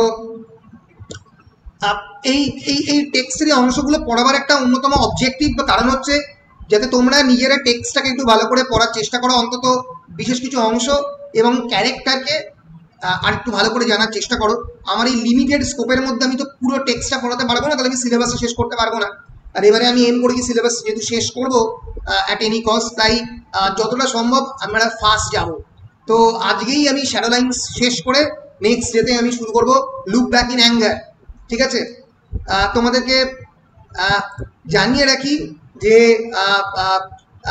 মাঝে মাঝে আমি ছোটোখাটো পরীক্ষাও নিতে পারি। ঠিক আছে, গুগল ফর্মে একটা পরীক্ষা নিয়ে নেবো, একটা ফর্ম দিয়ে দেবো, তোমরা ফিল আপ করে দিলে 1 ঘন্টার মধ্যে একটা ছোট্ট পরীক্ষা হয়ে গেল, শর্ট কোয়েশ্চেন 5 নাম্বার অথবা 2 নাম্বারের জন্য। ঠিক আছে, এটা কোনো টেস্ট হিসেবে ইন্টারনাল হিসেবে এগুলোকে ট্রিট করবো না, এগুলোকে জাস্ট এমনি তোমাদের প্র্যাকটিস। এটা বেশ ভালো হবে, তাহলে আমাদের মানে পড়াটাও হয়ে যাবে, তোমাদের পড়া হয়ে যাবে। এটা আমি ছাড়া কি দেখতে পাবে না, রাইট? ইম্পর্টেন্ট কোয়েশ্চেন গুলো পাবে।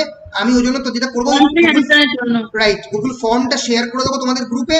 তোমাদের টাইম দিলাম হচ্ছে 1 দিন, 1 দিনের মধ্যে যে কোনো সময়ে তোমরা যে কোনো সময় নিয়ে ওটা বসে লিখলে। ঠিক আছে, তো আমাকে বলে দেবে যে স্যার এই টেক্সটটা নিয়ে শ্যাডো লাইন্সের উপর একটা টেস্ট নিয়ে নেবো সামনের উইকে।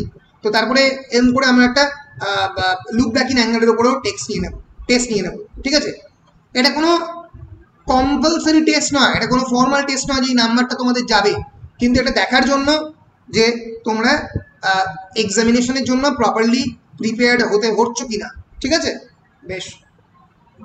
এই অনলাইন জিনিসগুলো আমাদের অনেক অনেক আমি অনেক কিছু শিখেছি প্রত্যেক দিন, যে এই সমস্ত রিফ্রেশার্স কোর্সগুলো পড়ে যে কিভাবে অনলাইন প্ল্যাটফর্মকে নানাভাবে ইউজ করা যায়, তো সেগুলো শিখছি আর কি।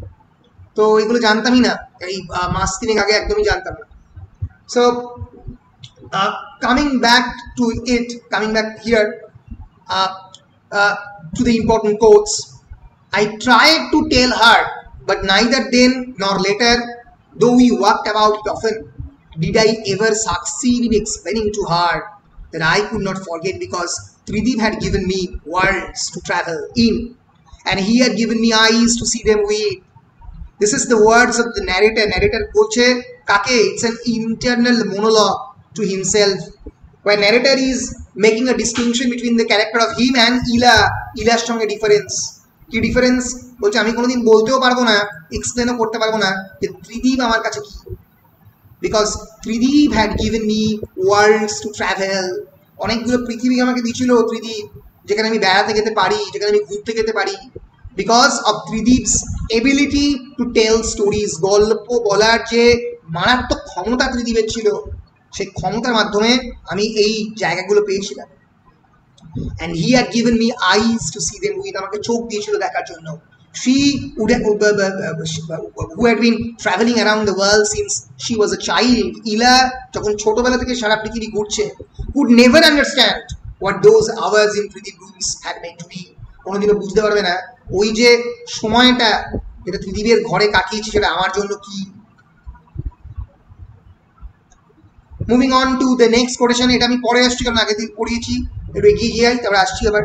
ফর ইলা the current was real, it was as though she lived in a present which was like an airlock in a canal. দেখো ভালো করে বোঝো, ইলার কাছে প্রেজেন্ট বর্তমান হয়েছে, মানে বর্তমানটা একটা কারেন্টের মতো। কারেন্ট মানে যেরকম বিদ্যুৎ প্রবাহ তারের মধ্যে দিয়ে প্রবাহিত হয়, একটা কপারের ওয়্যারের মধ্যে when current is constantly fleeting, যাচ্ছে কনস্ট্যান্টলি, প্রত্যেক মুহূর্তে যাচ্ছে, তো তার কাছে বর্তমানটা সেরকমই।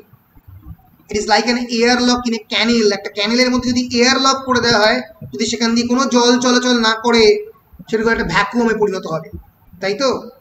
শাট away from the tide waters of the past, যেখানে পাস্টের কোনো টাইড ওয়াটার, বেনজল, পাস্ট মানে অতীতের কোনো বেনজল, and the future by steel flood gates, মানে ভবিষ্যতের কোনো বেনজল যেন ঢুকতে না পারে তার জন্য একটা ফ্লাড গেট লাগানো আছে। তার মানে ইলা বাঁচে কিসে? বর্তমানে। ফলে বুঝতেই পারছি টাইড ওয়াটার মানে বেনজল।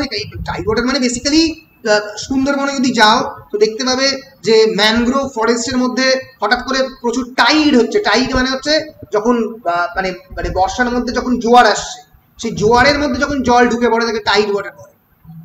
তো ইলার কাছে কিন্তু তার কাছে বর্তমানে বাঁচাটাই সব থেকে বেশি important, because to her the present is actually sealed by the steel floodgate. floodgate কখন ইউজ করা হয়?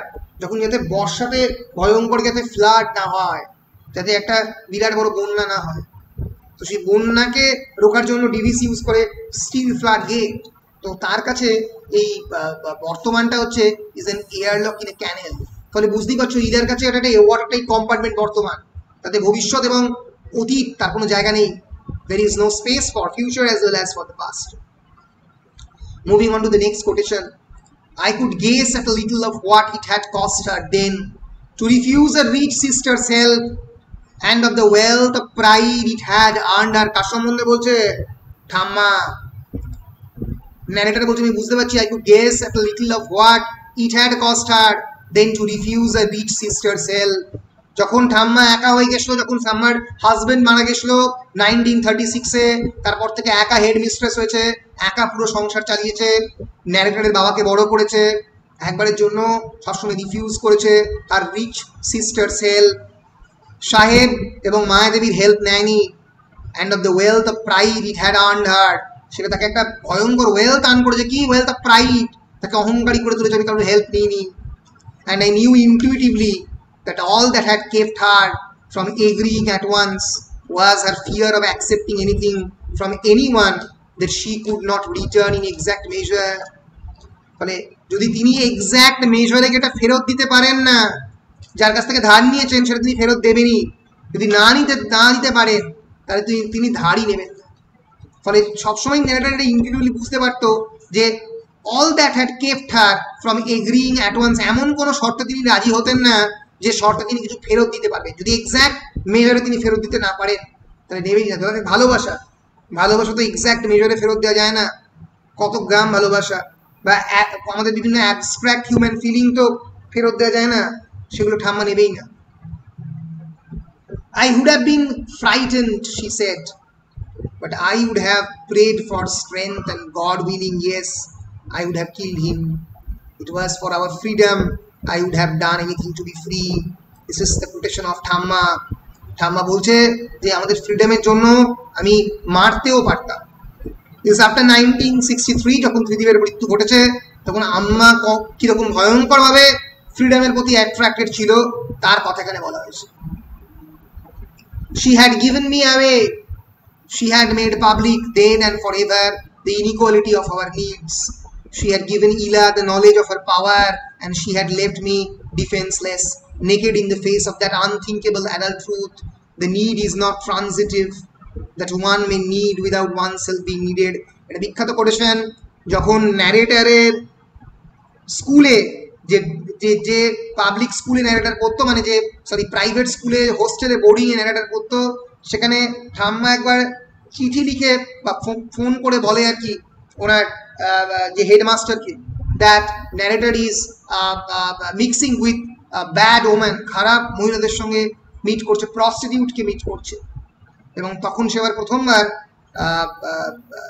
ঠাম্মা actually showed her power in the public, ক্ষমতাটা দেখিয়েছিল, the knowledge of her power, and had left me ডিফেন্সলেস, এবং আমাকে সম্পূর্ণ ডিফেন্সলেস করে দিয়েছিল। মানে আমি কোনো কিছু ডিফেন্সই করতে পারিনি। আমাকে আমার মানুষকে যে ডিফেন্স করার যে ক্ষমতা, আমার যে রক্ষণ করার ক্ষমতা, সেটা পর্যন্ত আমাকে ভেঙে দিয়েছিল। কারণ আমাকে চার্জ করেছিল ডাইরেক্টলি প্রিন্সিপাল যে তুমি কি করছো। I said, I am not meeting you for the first time. I have grown up with you. He was taken aback. That must have taken some doing, he said dryly, since I grew up right here in being boarding suburban old West Hampstead. I have known the streets around here for a long time too, I said. This is the quotation of the narrator telling to Tridip যে কিরকম ভাবে I have grown up with you, আমি তোমার সঙ্গে একসঙ্গে বড় হয়েছি।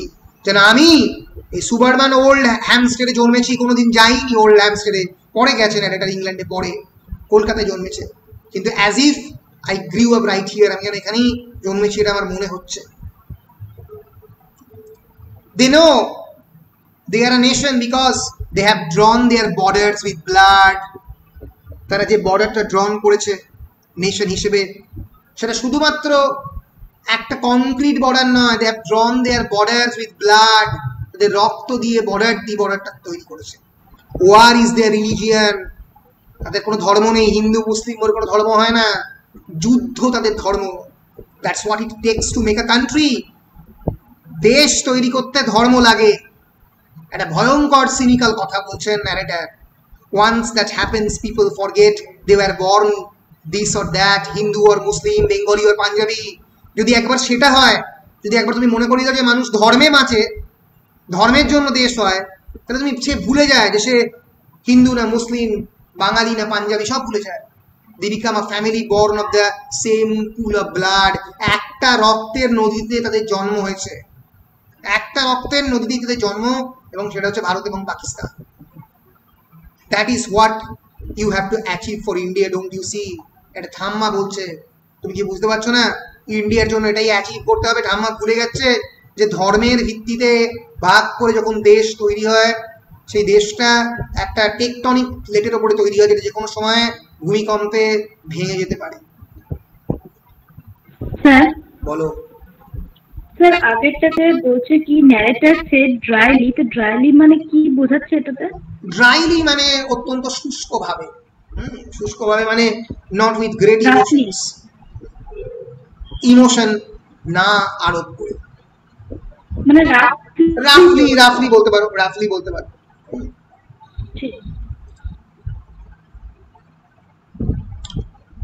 But I knew I had made a mistake the moment I said it. I should have known that she would have nothing but contempt for a freedom that could be bought for the price of an air ticket. ইলা সম্পর্কে বলছে, I knew I had made a mistake the moment I said it. আমি তখনই বুঝলাম আমি যখন কথাটা বলেছি আমি ভুল বলেছি। I should have known that she would have nothing but contempt for a freedom that could be bought for the, এটা ঠাম্মা সম্পর্কে বলছে যে ঠাম্মার কাছে স্বাধীনতা মানে that could be এয়ার টিকিটের প্রাইসে যদি কেনা যায় সেটা, তাহলে সেটা স্বাধীনতা নয়। For she too had once wanted to be free, কারণ ঠাম্মাও চেয়েছিল একবার ফ্রি হতে। She had dreamed of killing for a freedom, কারণ ঠাম্মা কিন্তু একসময় প্রায় ভেরিয়াস আর্মার্ড এজেন্সি যারা স্বাধীনতার জন্য লড়তো তাদের সঙ্গে ঠাম্মা কিন্তু জয়েন করেছিল। So ঠাম্মা had dreamed of killing for a freedom, তার নিজের স্বাধীনতার জন্য ঠাম্মা কিন্তু মারবে বলেও প্ল্যান করেছিল, মানুষও মারতে পারত। I thought of how much they all wanted to be free, how they went mad wanting their freedom. সবাই চারিদিকে খালি স্বাধীনতার চায় ন্যারেটর করছে। I began to wonder whether it was that I was mad because I was happy to be bound, কারণ আমি সবসময় কিন্তু এই বাউন্ডেড হতে চেয়েছিলাম। আমার কিন্তু স্বাধীনতা খুব ভালো লাগে তা নয়, আমি কিন্তু একটা জায়গাতে বেঁধে রেখে ফেলে দিলে আমার এসে কেন। Whether I was alone in knowing that I could not live without the clamor of the voice with me. আমি জানি না যে পৃথিবীতে আমি একা কিনা, যে আমার ভেতরে এই অনেকগুলো ভয়েস ছাড়াও, অনেকগুলো দুটাই মা নাও একবার, আমার ভিতরের অনেকগুলো ভয়েস ছাড়াও আমি বাঁচতে পারতাম। that I could not live without the clamor of the voices within me. এগুলো ছাড়াও আমি বাঁচতে গিয়ে পারতাম, তার ইনস্ট্যান্স আমি নিজে। I began to marvel at the easy arrogance with which she believed that her experience could encompass other moments simply because it had come later. The times and places are the same because they happen to look alike, like airport lounges. এখানে আমরা একটা distinction করব between time and place, বিশেষ করে space and place. Time মানে কি?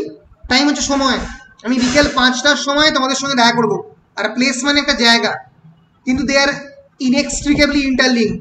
জায়গা ছাড়া সময় হয় না, সময় ছাড়া জায়গা হয় না। আমি যদি বলি আমি 5টার সময় দেখা করবো, কোথায় যদি না বলি গুগল মিট না জুম, তোমরা বুঝতেও পারবে না। ফলে they are bounded with one another, time and place.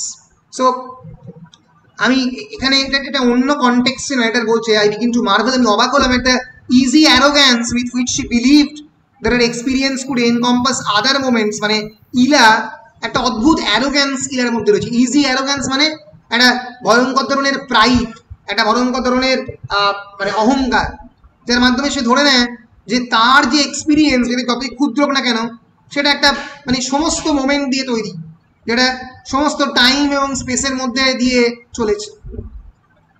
and the times and places are the same because they happen to look alike. তারা যেন এয়ারপোর্ট লাউঞ্জের মতো, এয়ারপোর্ট লাউঞ্জের টাইম এবং স্পেস একই, কারণ তুমি জানো সেখানে ক্লিয়ারলি বলে দেওয়া হয় কোন সময়ে কোন জায়গা থেকে সেই এয়ারক্রাফট অ্যানাউন্সড হবে। ফলে গোটা জীবনকে ইলা এই এয়ারপোর্ট লাউঞ্জ হিসেবেই দেখেছে, কারণ সে সেভাবেই মানুষ হয়েছে। ফলে তার বাইরে দেখার তার ক্ষমতা তৈরি হয়নি। Well, of course, there are famines and riots and disasters, he said. But those are local things after all, not like revolutions or anti-fascist war. এটাই প্রমাণ করে যে ইলার ইতিহাসের দৃষ্টি বা দেখার যে ক্ষমতা কোন একটা জিনিসকে কতটা লিমিটেড। ইলা বলছে there are famines and riots and disaster. ফেমাইন মানে দুর্ভিক্ষ, রায়ট মানে দাঙ্গা, অ্যান্ড ডিজাস্টার মানে ন্যাচারাল ক্যালামিটি। সারা পৃথিবীতে হয় সিসে বললো, কিন্তু সেটা কখনোই যুদ্ধ নয়, রেভলিউশন নয়, বিপ্লব নয়, বা অ্যান্টি ফ্যাসিস্ট ওয়ার নয়, হিটলারের এগেন্সটে যে যুদ্ধ হয়েছে সেই যুদ্ধের মতো নয় নিশ্চয়ই। Nothing that sets a political example to the world, nothing that's real remember. এটা কেউ মনে রাখে না, এটা কোনো বড় রাজনৈতিক এক্সাম্পল তুলে ধরে না। ন্যারেটর এটাকেই সর্বৈব মিথ্যা বলে প্রমাণ করার চেষ্টা করছে, কারণ ন্যারেটরের কাছে রেভলিউশন ততটাই ইম্পর্টেন্ট যতটা একটা মানুষের, সাধারণ মানুষের না খেয়ে থাকা ইম্পর্টেন্ট, ফেমাইন ইম্পর্টেন্ট, ততটাই ইম্পর্টেন্ট যতটা অ্যান্টি ফ্যাসিস্ট ওয়ার ইম্পর্টেন্ট, কারণ এটাও খুব পলিটিক্যালি ইম্পর্টেন্ট। কারণ এই পার্টিশন, এই মেমোরি, পার্টিশন কন্টেন্টস মেমোরি, একটা স্মৃতিগুলোকে নিয়ে চলে, সেজন্য এটা ন্যারেটরের কাছে একটা অত্যন্ত ইম্পর্টেন্ট জিনিস। এখানে ইলা এবং ন্যারেটরের একটা ঐতিহাসিক ঘটনাকে ডিফারেন্টলি দেখার যে প্রচেষ্টা সেটাই প্রমাণ করে। I lay on my back, staring up at the ceiling, and as the hours passed, I saw Ila again and again, as she was when she stepped out of that car at Gold Park 18 years ago. On that morning when she ranged me into adulthood by demonstrating for the first time and forever the inequality of her needs.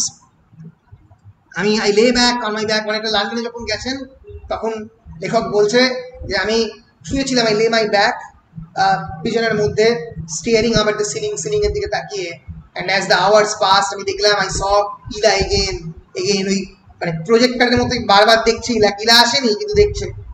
as she was when she stepped out of that car at Gold Park. Gold পার্কে তখন প্রথমবার ইলাকে দেখেছিল ছোট্টবেলায় 9 বছর বয়সে, যেন একই রকম আছে 18 বছর আগে, 18 years ago। তাহলে 18 আর 9 28, তখন ন্যারেটরের বয়স 27-28। On that morning when she ranged me into adulthood, সেই মর্নিং এ যখন ন্যারেটর প্রথমবার 9 বছর বয়সেই অ্যাডাল্টহুডে চলে এসেছিল, হঠাৎ করে ভিজিয়ে দিয়েছিল অ্যাডাল্টহুডে, by demonstrating for the first time and for ever the inequality of a need. আমাদের প্রত্যেকের জীবনের প্রয়োজনীয়তা যে অসম, এর ফলেই ইলা কিন্তু ভালোবাসে নিক প্রাইসকে, ন্যারেটর ভালোবাসে ইলাকে, ইলা ন্যারেটরকে নেভার লাভস হিম ব্যাক। এর ফলে আমাদের চাহিদা, আমাদের demand and desire for love is always unequal, অসম হয়ে দাঁড়ায়। এটার কথাই এখানে বলার চেষ্টা করেছেন narrator. But you know, the strange thing was that we grew older when he almost came to believe in our story. যখন আমি প্রায় আমাদের গল্পতে বিলিভ করতে শুরু করেছি, তখন কিন্তু আমার অনেকটা বয়স হয়ে গেছে। আওয়ার স্টোরি মানে hour story of our love, মানে ইলা যে সত্যি কথা ন্যারেটরকে ভালোবাসে, এটা ন্যারেটরের সময় ভাবতো, কিন্তু ভাবতে হয়তো ন্যারেটরের অনেকটা বড় হওয়া হয়ে গেছে। The price she had paid for that pride was that it had come to be transformed in her imagination into a barrage of slights and snaps, an imaginary barrier that she believed her gloating relatives had erected to compound her humiliation. ঠাম্মা সম্পর্কে বলা, এই যে প্রাইজটা ঠাম্মা দিয়েছে কিসের জন্য, তার প্রাইড, যে সে কোনোভাবে হেল্প নেয়নি, সেটা একটা ব্যারেজ ক্রিয়েট করেছে, barrage of slight and snap, দুঃখ এবং যন্ত্রণার, an imaginary barrier that she believed her gloating relatives had erected to compound her humiliation. তার যে চারপাশে রিলেটিভ যারা অত্যন্ত অনেক ক্ষেত্রেই প্রসপারাস এবং ওয়েলদি, ফর এক্সাম্পল সাহেব, মায়াদেবী, তাদের ছেলে কেন তার হিউমিলিয়েশনের জন্যই তৈরি, তাকে হিউমিলিয়েট করার জন্যই যেন তারা বড়লোক হয়েছে। এই যে সেন্সটা এটা ঠাম্মার মধ্যে সব সময় তৈরি হয়েছে। But he did not know that was how he wanted to meet her. May, এই যে বিখ্যাত লাইন ত্রিদীপের, May as stranger in a ruin, সে জানতো না যে সে মেয়েকে আসলে অ্যাকচুয়ালি মিট করবে as a stranger in a ruin. আসলে as a stranger is a ruin হিসেবে মিট করবে। কেন? মেয়েকে চিঠি লিখছে ত্রিদীপ in 1963 যে I want to meet you as a stranger in a ruin like the experience he actually saw in 1940 1940 সালে যখন সে দেখেছিল যে দুজন আননোন ক্যারেক্টার একে অপরের সঙ্গে মিট করছে একটা সিনেমা হলে, সেকেন্ড ওয়ার্ল্ড ওয়ারে আক্রান্ত সিনেমা হলে, like stranger in a ruin. সেইখানেই দেখা হলো। কারণ দেখা হলো এই ধ্বংসের মধ্যেই দেখা হলো। কেন? কারণ এই রায়াটের মধ্যেই তো ত্রিদীপের রুইন, এই রায়াটেই তো ত্রিদীপ মারা যাবে। ফলে they have met strangers in a ruin. ধ্বংসের মধ্যেই দুজনের জন্ম, মানে দুজনের দেখা। He wanted them to meet as complete strangers, একে অপরকে চেনে না, আগন্তুক। স্ট্রেঞ্জার্স অ্যাক্রস দ্য সিজ, দুই সমুদ্র পেরিয়ে আসা আগন্তুক। All the more strangers because they knew each other already চিনতো। 4 বছর ধরে চিঠি আদান প্রদান হচ্ছে, ছোটবেলায় মিট করেছে 8 বছর বয়সে। He wanted them to meet far from their friends and relatives, এদের ফ্রেন্ড, বন্ধু, রিলেটিভ এদের থেকে আলাদাভাবে দেখতে চেয়েছিল, আলাদা করে মিট করতে চেয়েছিল। In a place without a past, without history. কি হয়? এমন একটা জায়গা যেখানে কোনো অতীত নেই, যেখানে কোনো ইতিহাস নেই। পৃথিবীতে এমন কোনো জায়গা নেই যার ইতিহাস নেই, যার কোনো অতীত নেই। ফ্রি, রিয়েলি ফ্রি, সত্যি স্বাধীন। Two people coming together with the utter freedom of stranger, দুটো মানুষ একে অপরকে মিট করছে সেই ভয়ঙ্কর স্বাধীনতা নিয়ে, যে স্বাধীনতা দুটো সম্পূর্ণ অজানা লোকের থাকে, দুটো আগন্তুকের স্বাধীনতা নিয়ে। আমি যদি তোমাকে এখন মিট করি, তোমাদের কাউকে, আমার সেই ব্যাগেজ থাকবে। কিসের ব্যাগেজ? অ্যাজ এ টিচার, যে আমি ক্লাসের মধ্যে এক ধরনের পড়াই, ভালো বা খারাপ যাই পড়াই না কেন, সেই ব্যাগেজ নিয়ে আমি মিট করবো যে স্যার এরকমভাবে পড়ায়, পরের দিনের ক্লাসের পারফরমেন্স যেন স্যারের তার থেকে খারাপ না হয়। কিন্তু আমি যদি মিট করি, আমি যখন তোমাদের প্রথম মিট করেছিলাম প্রথম দিনের ক্লাসে, কিরকম? As a completely a stranger with complete freedom, সম্পূর্ণ আগন্তুক হিসেবে প্রচুর স্বাধীনতা নিয়ে। কারণ কোনো ব্যাগেজ নেই আমার পেছনে, আমি যেমনভাবে পড়াই সেরকমভাবে পড়াবো, এরকমভাবে। সো এই যে কমপ্লিট ফ্রিডম অ্যাজ স্ট্রেঞ্জার, এই স্বাধীনতা কিন্তু ত্রিদীপও চায়, মে প্রাইসও চায়। কিন্তু সেই স্বাধীনতা কি হয়? হয় না। কারণ পৃথিবীর এমন কোনো জায়গা নেই যেখানে ইতিহাস নেই, যেখানে অতীত নেই। এবং বিশেষ করে এমন দুটো মানুষ যারা একে অপরকে অলরেডি চেনে, 9 বছর বয়সে প্রথম দেখা হয়েছে, তাদের পক্ষে এটা তো সম্ভবই নয়। But if there aren't any trenches or anything, trench মানে যেখানে যুদ্ধ হয়, যেখানে সোলজাররা ট্রেঞ্চ কেটে যুদ্ধ করে, যাতে তাদের দেখতে না পায়, বন্দুকের গুলি যেখানে চলে যাতে তার দেখতে না পায়, যদি এরকম জায়গা না থাকতো, how are people to know? People কেমন ভাবে জানবে? I mean, war is the difference then? তাহলে ডিফারেন্সটা কি থাকছে? And if there is no difference, both sides will be the same, তাহলে দুটো সাইডই এক হবে। What was it all of then? Partition and all the killing and everything. তাহলে এটা মানে কি? পার্টিশন হওয়ার, এত লোককে মেরে দেওয়ার, তাহলে মানে কি?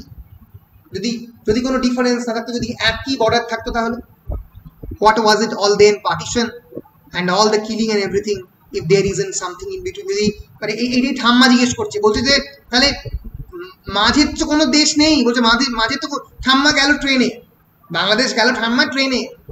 ঠাম্মা দেখতে পাচ্ছে যে ট্রেনে যাওয়ার সময় কোনো বাউন্ডারি নেই, কোনো রেলপথকে যে বর্ডার করে ঘিরে দিয়েছে ফোর্টের মধ্যে, তা নেই।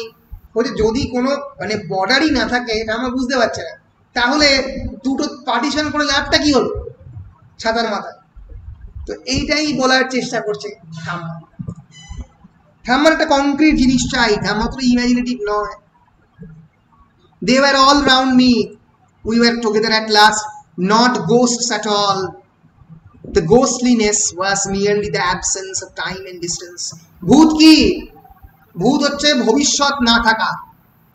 যদি ভবিষ্যৎ না থাকে এবং সময় না থাকে, তোমার যদি তোমাকে এমন একটা স্পেসে পাঠিয়ে দেওয়া হলো রকেট করে মঙ্গল গ্রহে, যেখানে তোমার কোনো সময় নেই, তুমি জানো না সময় কত পৃথিবীতে, তাহলে তুমি তো নিজেকে আস্তে আস্তে গোস্ট ফিল করবে। Your spectrality will haunt you. তোমার মনে হবে তুমি আর মানুষ নেই, তুমি একটা ভূতে পরিণত হয়েছো, কারণ তোমার কোনো সময় নেই, তোমার কোনো টার্গেট নেই, তোমার লাইফে কোনো কিছু মানে কোনো ডেডলাইন নেই। For that is all that a ghost is. আমাদের এরকম হাল হয়েছে। কি বলছো? ফিলিংটা কিছুদিন আগে লকডাউন হওয়ার সময় এরকমই ফিলিং আসছিল আমাদের। এখন হয়তো আস্তে আস্তে ছন্দে ফিরছো। For that is all that a ghost is, a presence displaced in time. এটাই তো ভূত। ভূত কি? ভূত হচ্ছে মানে একটা প্রেজেন্ট, বর্তমান, ডিসপ্লেসড ইন টাইম, যাকে ডিসপ্লেস করে হয়তো অতীতে ফিরিয়ে নিয়ে যাওয়া হয়ে গেছে। যদি হঠাৎ করে তোমাকে টাইম মেশিনে করে 1940-তে নিয়ে চলে যাওয়া হয়, তুমি দেখতে পাচ্ছ সবাইকে, অন্যরা তোমায় দেখতে পাচ্ছে না। তুমি ভবিষ্যৎ থেকে, ডার্কে যেটা হয়েছিল, যে you are a character from the future, একটা মেইন ক্যারেক্টার, ধরা যাক ফর এক্সাম্পল একটা ক্যারেক্টার বলো, ওই নিয়েলসন, এই দিশা বলো নিয়েলসন। হ্যাঁ স্যার বলুন। নিয়েলসনের নামটা বলো। উলরিক নিয়েলসন। ওই মিকেল নিলসন। হ্যাঁ, উলরিক নিয়েলসন, মিকেল নিয়েলসন। মিকেল নিলসন বলেছিল যে আই কেম ফ্রম ফিউচার। আমি ভবিষ্যৎ থেকে এসেছি। সে চলে এসেছে পাস্টে, অথচ সে এসেছে ভবিষ্যৎ থেকে। এবং সেই পাস্ট এবং ফিউচার একে অপরের সঙ্গে রিপিটেড, মানে সেই পরবর্তীকালে আরেকজন মানে বড় হয়ে জোনাসের বাবা হবে। হ্যাঁ, মাইকেল হয়ে যাবে। কনসেপ্ট চলবে। এবার ভাবো, দিশাকে যদি ফিরিয়ে নিয়ে চলে যাওয়া হয় 1980 সালে, দিশা জানে যে দিশা 2020-তে দিশা এখানে ছিল, দিশা জানে যে দিশার জন্ম কত সালে, 1994-তে নাকি না 1900 কত? ও বাবা, 1998-তে। খুবই ছোট তোমরা। তো তোমরা জানো, তোমরা 98-99 তোমাদের জন্ম, তোমাদের যদি নিয়ে চলে যায় 1980-তে, তাহলে কিরকম লাগবে? তোমরা জানো যে তোমরা এই সময়কার ছেলে মেয়ে, ভালো লাগবে। হ্যাঁ, বাবা মাকে দেখতে পাচ্ছ, চারপাশে দেখতে পাচ্ছ, তুমি জানো যে জানাটা ভয়ঙ্কর, যে তুমি তোমার বাবা মাকে জানো, তোমার বাবা মার ভবিষ্যৎ দেখেছো, দেখে বাবা মার পাস্টে ফিরে এসছো, সেটা ভয়ঙ্কর, তাই না? তখন আমার বাবা ওই কেসি কলেজেই পড়তেন, আমি ওই কলেজেই যেতাম তখন বুঝতে। মিকেলের মতো ওয়ার্ম হোল থাকতো তাহলে ভালো হতো নাকি? বেশ। সো এই তোমরা কতজন ডার্ক দেখেছো? অনেকই ডার্ক দেখেছো তো? আমি তো মোটামুটি 4 বার দেখলাম। মানে একবার ইংলিশে দেখলাম, তারপরে দেখলাম যে জার্মানি দেখলে। হ্যাঁ, জার্মানি বুঝতে পারলাম না একদমই। হ্যাঁ, জার্মানি দেখলে মানে যেটা ঘটবে সবসময় বোঝাটা খুব মুশকিল হবে, তোমাকে ওই কনস্ট্যান্ট সাবটাইটেল দেখতে হবে। কথাগুলো খুব অদ্ভুত শোনাচ্ছে। Germany is a very tough language. Sir একবার আপনি একটা এক্সট্রা ক্লাস নিন না ডার্কের উপরে। না, নেব, ডার্কের উপরে নেওয়া উচিত কিন্তু। হ্যাঁ, নেব, নিতেই পারি, যে কোনো সময় নিতে পারি, নেব একটা। হ্যাঁ স্যার, এটা ভালো আলোচনা হবে অবশ্যই। একটা রিকোয়েস্ট আছে। বলো প্লিজ। স্যার, আমাদের ভিক্টোরিয়ান এজটার বিষয়ে কোনো ইয়ে নেই, তো একবার যদি ভিক্টোরিয়ান এজটা, বেশ, ভিক্টোরিয়ান এজের উপরে একটা ইন্ট্রোডাক্টরি ক্লাস নেব, ঠিক আছে? আচ্ছা, ভিক্টোরিয়ান এজের উপরে একটা ইন্ট্রোডাক্টরি ক্লাস নিয়েছিলাম খানিকটা ওই গবলিন মার্কেটের লেকচারের ওপরে। তোমরা অ্যাটলিস্ট প্রথম দুটো ভিডিও দেখে নাও একটু ভালো করে, ঠিক আছে? সেখানে আমি বেশ খানিকটা ভিক্টোরিয়ান এজের ক্যারেক্টারিস্টিক এগুলো নিয়ে বলেছি, ঠিক আছে? তারপরে তো নেব ক্লাস, ঠিক আছে? Once you start moving, you never stop. তুমি একবার চলতে শুরু করলে আর তুমি স্টপ হও না। That's what I told my sons when they look at the trains. I said, I don't believe in this India Shindhia. It's all very well, you are going away now, but suppose when you get there they decide to draw another line somewhere. যদি তুমি ধরে যাচ্ছ, যেতে যেতে হঠাৎ করে India এবং বাংলাদেশ বা ইন্ডিয়ার মধ্যে একটা লাইন ড্র করে দেয়, what will you do then? তুমি কি করবে? তুমি তো ফিরতে পারবে না। তাহলে এই যে ভয়ঙ্কর স্মৃতি ঠাম্মার মনের মধ্যে, হ্যালো,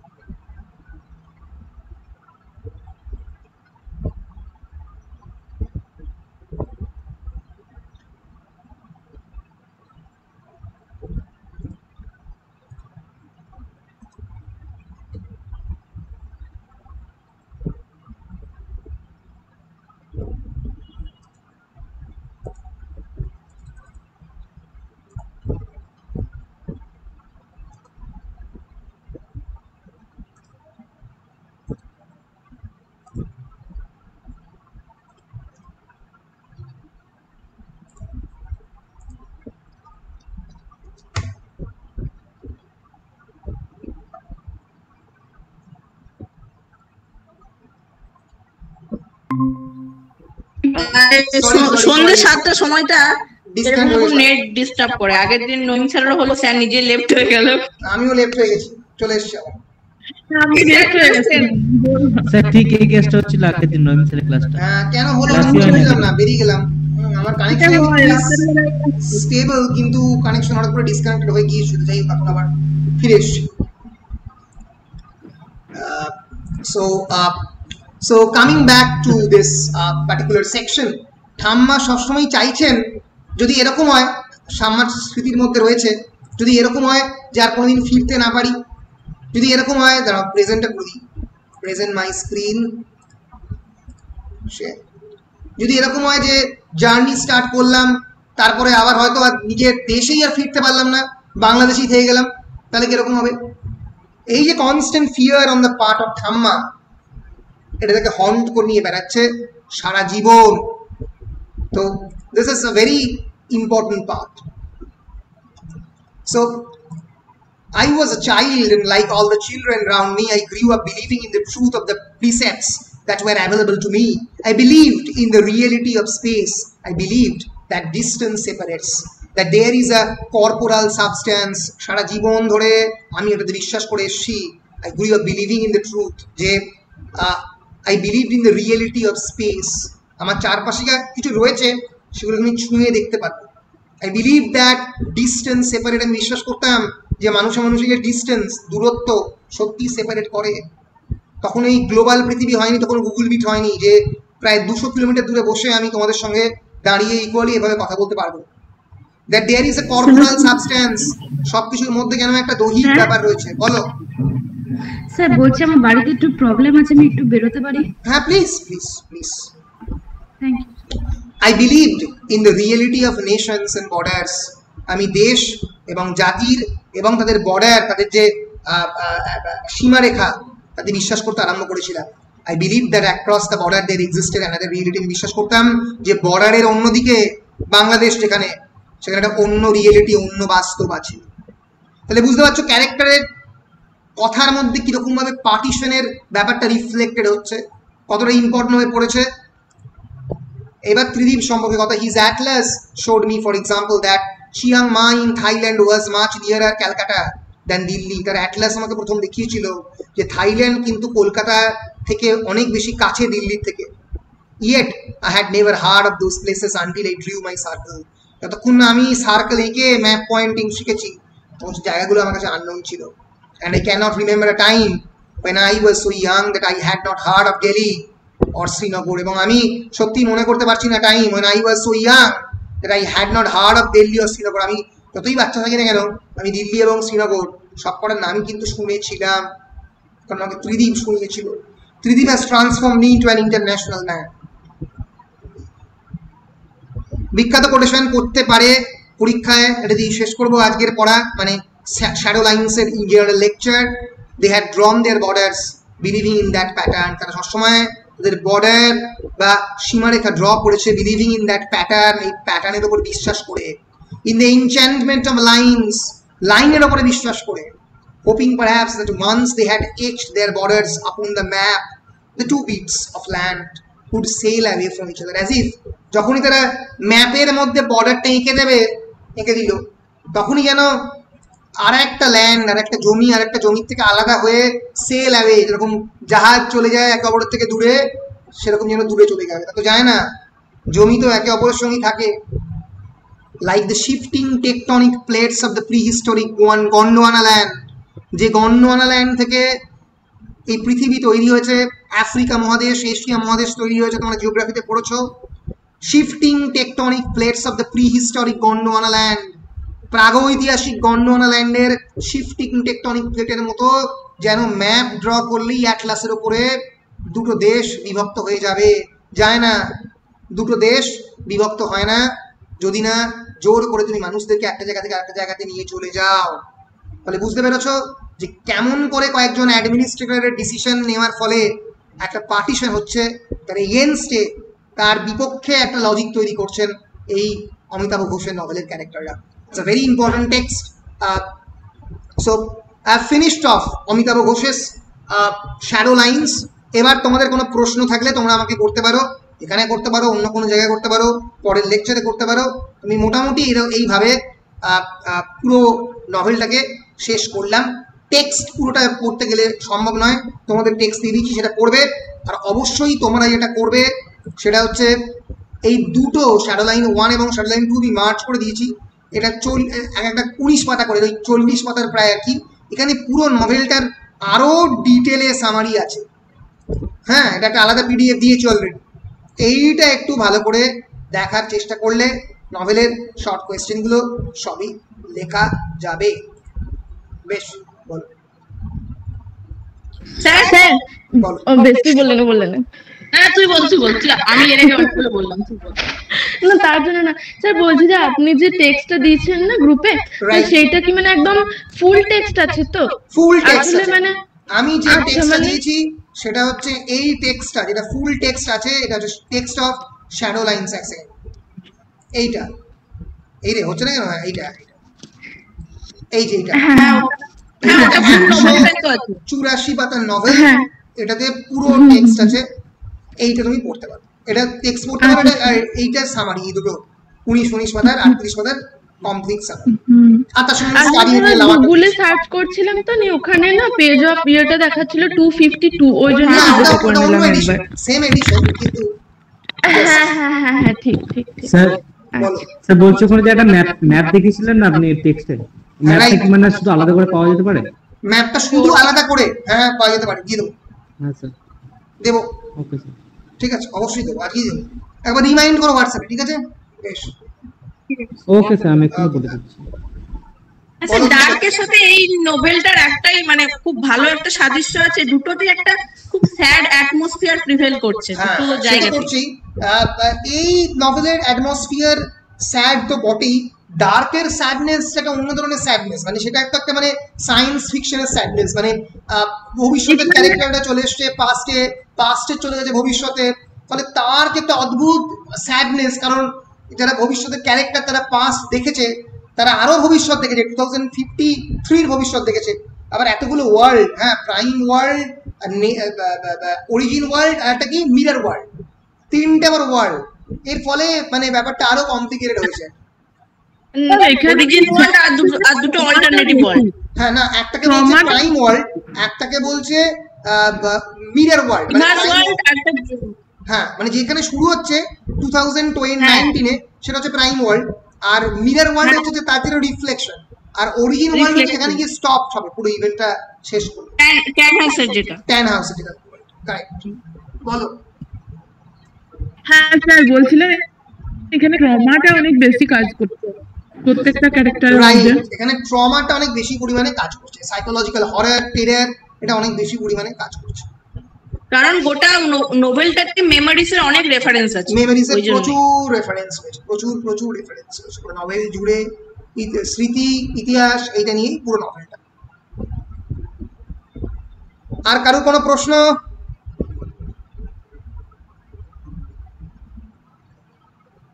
কোনো প্রশ্ন নেই? বেশ, তাহলে এখানেই শ্যাডো লাইন্স শেষ করলাম। পরশু দিনকে আমি চেষ্টা করব শুরু করার লুক ব্যাক ইন অ্যাঙ্গার। আসলে আমার এখন রিফ্রেশার কোর্স চলছে, তো এর ফলে আমি একটু বিজি এই সময়টাতে রয়েছি। ওই জন্য এই কদিন মানে 5ই সেপ্টেম্বর অবধি আমাকে এক্সকিউজ করো। I will take the class around 6 o'clock, এই 5:50 6টার মধ্যে নেব। তোমাদের কোনো অসুবিধা নেই তো? না স্যার, আমার তো নেই। না স্যার, আমারও নেই কোনো অসুবিধা। ঠিক আছে, তাহলে এই সময়টাতে আপাতত 5ই সেপ্টেম্বর অবধি নিই, তারপরে ব্যাক করবো পরে। ঠিক আছে, বেশ বেশ। Will see you in the next class.